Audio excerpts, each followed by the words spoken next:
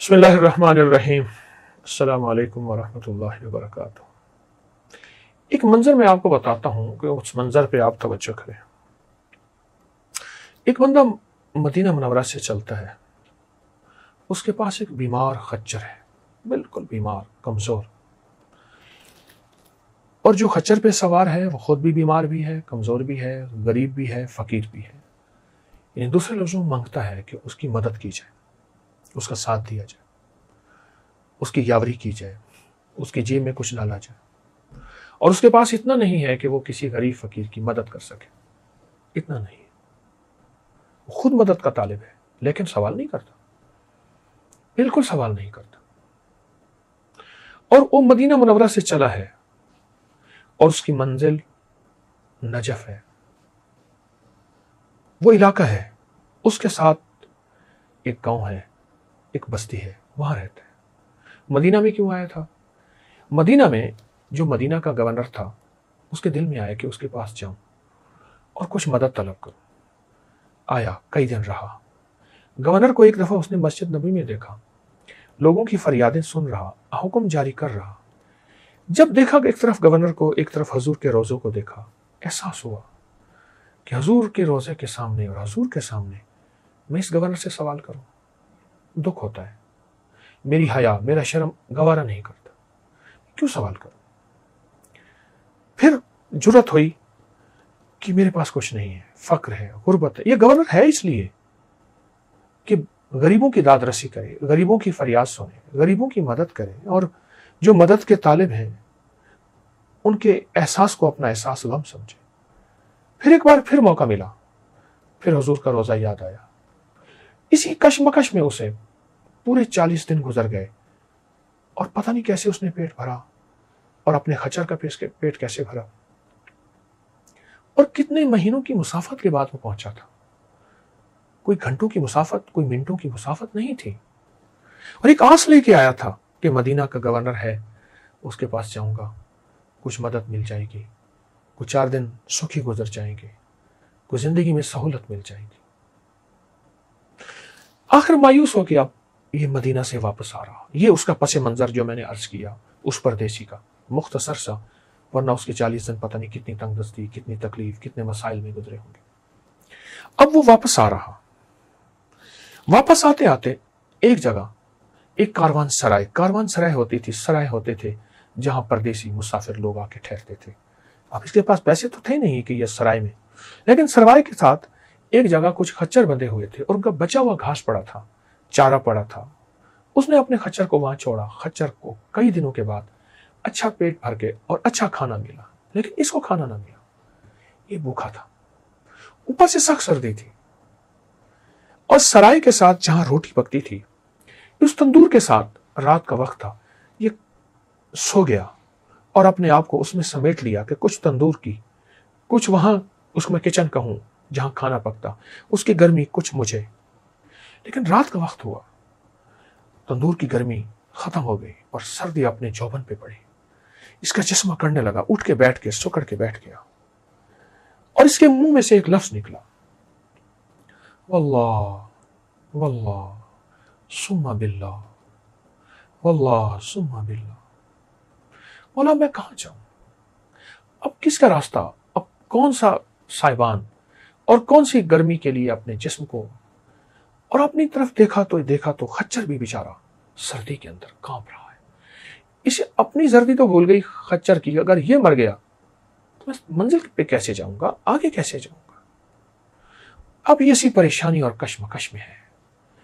واللہ ثم باللہ، میں تو الفاظ بیان کر رہا ہوں، آپ سوچیں جس کی یہ حالت ہو کہ تن پہ پھٹے پرانے کپڑے ہوں، جیب خالی ہو، پیٹ بھوکا ہو۔ آدمی بھوکا ہو تو سردی ویسے زیادہ لگتی ہے، اور پردیس ہو، مسافرت ہو، اور کاروان سرائے میں سب بہترین زندگی میں سو رہے ہیں، ان کی سواریوں کے اوپر بھی گرم کپڑے کہوں، چادریں کہوں، اور ایک وہ سواریاں بھی ایک چھت کے نیچے ہیں۔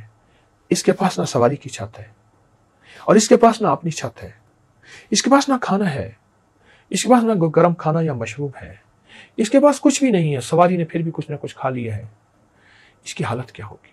اس کے حالات کیا ہوں گے، اور یہ کس قسم پرسی میں، کس تنگ دستی میں ہوگا، اور کس انداز سے اس نے واللہ ثم باللہ اس نے کس انداز سے بیان کیا ہوگا، میں وہ نقشہ نہیں کھینچ سکتا۔ یاد رکھیے گا، الفاظ کا ترجمہ ہوتا ہے، جذبات کیفیات کا ترجمہ نہیں ہوتا۔ یہ میں بات پھر دوہرا رہا ہوں، الفاظ کا ترجمہ ہوتا ہے، جذبات اور کیفیات کا ترجمہ نہیں ہوتا۔ اب اس نے پھر یہ بات کہی، اب درد کے ساتھ اس کی بات کہی اور غم کے ساتھ اس نے یہ بات کہی۔ اس کو محسوس ہوا کہ میرا جسم گرم ہونا شروع ہو گیا ہے۔ اس نے دائیں بائیں دیکھی، کوئی گرم ہوا چلی ہے۔ اسے خیال ہوا کہ تندور میں سے گرم ہوا نکلی، تندور تو ٹھنڈا ہو چکا تھا، کہاں سے چیز ملی؟ اب اس کو کچھ احساس ہوا نا گرمائش کا، سکون کا، تو اس نے پھر وہ کیفیت کے ساتھ واللہ ثم باللہ کہنا شروع کر دیا۔ اللہ اکبر، بس یہ یوں کہتا تھا اور اس کے جسم میں طاقت آتی تھی، اور محسوس کیا ایسے جیسے میں کھانا کھا رہا ہوں اور میرا پیٹ آہستہ آہستہ بھر رہا ہے، جسم میں توانائی آ رہی ہے، تازگی آ رہی ہے، اور ایک قوت آ رہی ہے، اور سردی ہے پر سردی کا احساس مجھے کم ہو رہا ہے۔ اور اس نے اپنی نظروں سے جب اپنے خچر کو دیکھا تو اس کے اندر بھی کپکپاہٹ کم ہو رہی ہے، وہ عین سردی کے اوپر ہے، کپکپاہٹ کم ہو رہی ہے۔ اس نے محسوس کیا کہ اس لفظ کی کوئی تاثیر ہے، اور اس لفظ کو کوئی طاقت ملی ہے، اس لفظ کو کوئی قوت ملی ہے۔ اس نے پڑھنا شروع کیا، پڑھتے پڑھتے نا کچھ سکون ملا تو اس کو اونگ آ گئی۔ اس نے اونگ میں دیکھا، اس نے اونگ میں دیکھا کہ کچھ لوگ ہیں، ان میں آگے ایک شخص ہے، اور وہ اس کو تھپکی دیتے ہیں، کہتے ہیں یہ ہمارے گھر سے تمہیں یہ لفظ ملا تھا، اور اس کو پڑھتا رہے، اس کو نہ چھوڑ، اور یہ لفظ تجھے منزل پہ پہنچائے گا، اور مدینہ کے گورنر کے ساتھ تو نے اچھا کیا، سلام نہیں کیا، مجھے میرے حضور نے بھیجا ہے صلی اللہ علیہ وسلم، جا۔ ایک سائل آیا تھا اور میرے حیا اور غیرت کی وجہ سے اس نے گورنر سے سوال نہیں کیا تھا، اس کو کہے یہ لفظ ہمارے گھر سے ملا ہے، اور میں اس کی خاص تاثیر اور اجازت دیتا ہوں اور خاص توجہ دیتا ہوں، اس کو پڑھ، تجھے منزل ملے گی، تجھے رزق ملے گا، تجھے صحت ملے گی، تیری سواری کو صحت اور کھانا ملے گا، اور تجھے جا آج کے بعد تمنگری مل گئی۔ اس کی آنکھ کھلی نا تو اس نے تازگی دیکھی، اب سوچنے لگا ہے کون یہ؟ بہت ساری نورانی، روحانی اور نوری ہستیاں تھیں، ہیں کون؟ اب اس کیفیت میں تھا، لیکن اس نے پھر پڑھنا شروع کیا۔ پڑھتے پڑھتے اس ایسے محسوس ہوا بستر بچھ گئے ہیں، اور اس کو نیند آ گئی، اور محسوس ہوا کہ ایک بہترین نرم بستر مخمل کا، ریشم کا، کیم خواب کا، سو گیا۔ بس سویا ہی تھا، وہ قافلہ پھر سامنے آیا، کہا ہمارا نام پوچھتا ہے، ہم سارے بقی کے رہنے والے ہیں، آل رسول ہیں، اصحاب رسول ہیں، اور پھر ایک ایک کا نام بتایا، اور جو نام بتا رہے تھے وہ امام حسن تھے رضی اللہ تعالی عنہ، سلام اللہ رضوان اللہ تعالی علیہ اجمعین۔ امام حسن تھے۔ فرمایا تجھے یاد ہے، تجھے یاد ہے کہ تیرا والد ایک دفعہ ہمارے پاس آیا تھا، اور ایک دم اس کا نقشہ کھینچا کہ اس کا والد ہے، امام حسن کی خدمت میں حاضر ہوا اور ان سے عرض کیا میرے حالات درست ہو جائیں۔ تو فرمایا امام حسن، اب خواب میں سارا نقشہ ہے، فرماتے ہیں تیرے حالات درست ہو جائیں گے، پر اللہ نے تیرے لیے خیر اسی میں رکھی ہے، تھوڑے مال اور دولت میں اللہ کے پاس چلا جا، وہ سب تیرے بیٹے کے پاس ہے، اور پھر اس کی نسلوں کے پاس ہے، خوشحالی، وسعت، اور یاد رکھ تیرا بیٹا مدینے آئے گا، 40 دن یہاں گزارے گا، حضور کی حیا اور شرم کی وجہ سے، غیرت کی وجہ سے کسی سے سوال نہیں کرے گا، پھر اسے ایک لفظ عطا ہوگا غیب سے، وہ ہوگا واللہ ثم باللہ، وہ لفظ عطا ہوگا، اس لفظ کے بعد اس لفظ کو اس کی وجدان کی کیفیت میں عطا ہوگا، درد کی کیفیت میں عطا ہوگا، لیکن پہلے اس کی آزمائش لی جائے گی 40 دن، غربت سے، تنگ دستی سے، بیماریوں سے، دکھوں سے، نہ کھانا، نہ دوا، نہ پینا، نہ سکھ، نہ آرام، لیکن وہ ہمارے مدینے میں باوقار ہو کے رہے گا، اور حرمت مصطفیٰ، عزت مصطفیٰ کا خیال رکھے گا، پاس کرے گا، اور ان کا لحاظ رکھے گا۔ اس حرمت مصطفیٰ، عزت مصطفیٰ سے مصطفیٰ کا گھرانہ آئے گا اور اس کا ساتھ دے گا، کملی والے کا گھرانہ آئے گا صلی اللہ تعالی علیہ وسلم، اس کا ساتھ دے گا۔ اب یہ خواب میں سارا نقشہ والد کا دیکھ رہا ہے، اچانک والد کا نقشہ ختم ہوا، اس کی آنکھ کھلی، اچھا والد نے ایک یہ بات بتائی تھی مجھے، اور مجھے تو بھول گئی، یہ سارا نقشہ وہی دہرایا گیا ہے۔ اس نے صرف کملی والے اللہ کے نبی علیہ السلام، اس کے آل اصحاب اور اس کے آل کا حیا کیا تھا، بس حیا کیا تھا اور ان کا لحاظ کیا تھا۔ میں حضور کے روزے کے سامنے کسی اور سے سوال کروں، گورنر لوگوں کو اشرفیوں کی تھیلیاں دے رہا تھا، حکم جاری کر رہا تھا، اتنی دے دو اس کو، اتنی دے دو اس کی، اور پوری اس کی مملکت سے لوگ آئے ہوئے تھے اور وہ سب کی دادرسی کر رہا تھا، اور اس کو گورنر تھا ہی دادرسی کے لیے، پر اس نے نہیں کیا۔ ان کو تھوڑا مال ملا، جو 100 شرفی 200 500 1000 ختم ہو گیا، پر اس نے اپنی نسلوں کے لیے تمنگری، مال، بخت، نعمت، چیزیں لے لی، اور وہ کس وجہ سے؟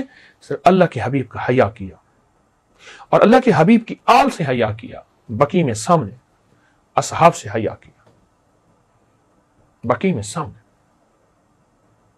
اور اس کی وجہ سے اللہ جل شانہ نے اس کے لیے وسعت برکت کے دروازے کیسے کھولے، اب سنیے۔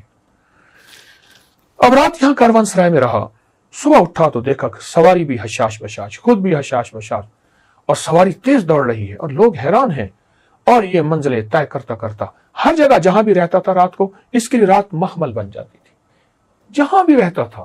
جب آیا تھا قسمہ پرسی کی رات تھی، جب آیا تھا تو غربت کی رات تھی، غربت کی بھی ہوتی ہے عجب صبح عجب شام، کرتا ہے سفر جب قافلہ راحت و آرام۔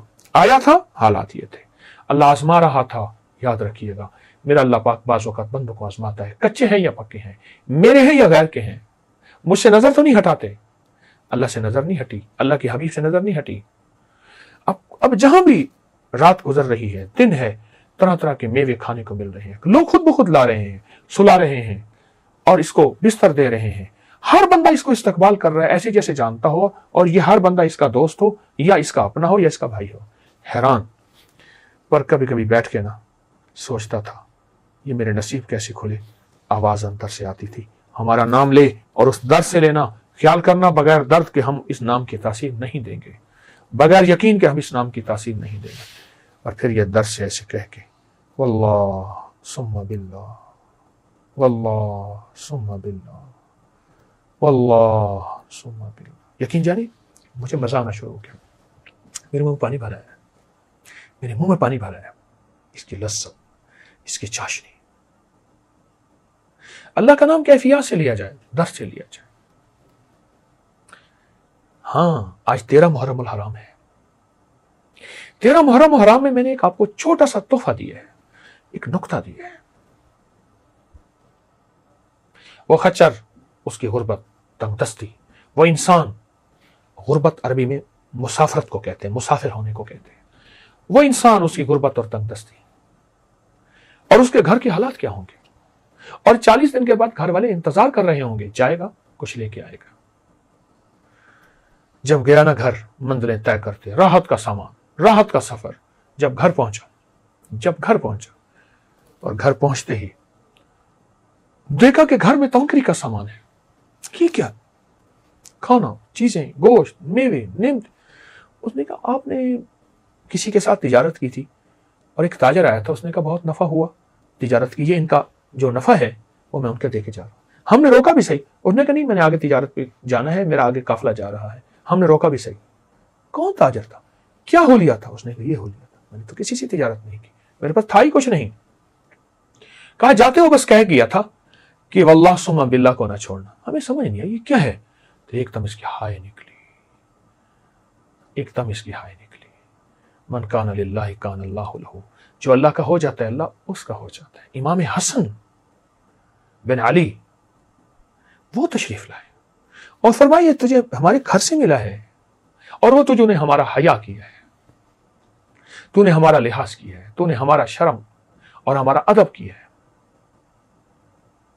اس کی وجہ سے تجھے ملا۔ او گھر میں پھر دولت اور وسعت اور برکت کے جو خزانے لٹے اور ملے، کہا کہ پھر اس گھر میں ہر وقت ایک صدا آتی تھی، واللہ ثم باللہ، گھر کا بچہ بچہ یہی لفظ کہتا تھا، گھر کا بچہ بچہ یہی بول کہتا تھا، گھر کا بچہ بچہ اسی الفاظ کے اندر ڈوب جاتا تھا، ان لفظوں کے اندر ڈوب جاتا تھا۔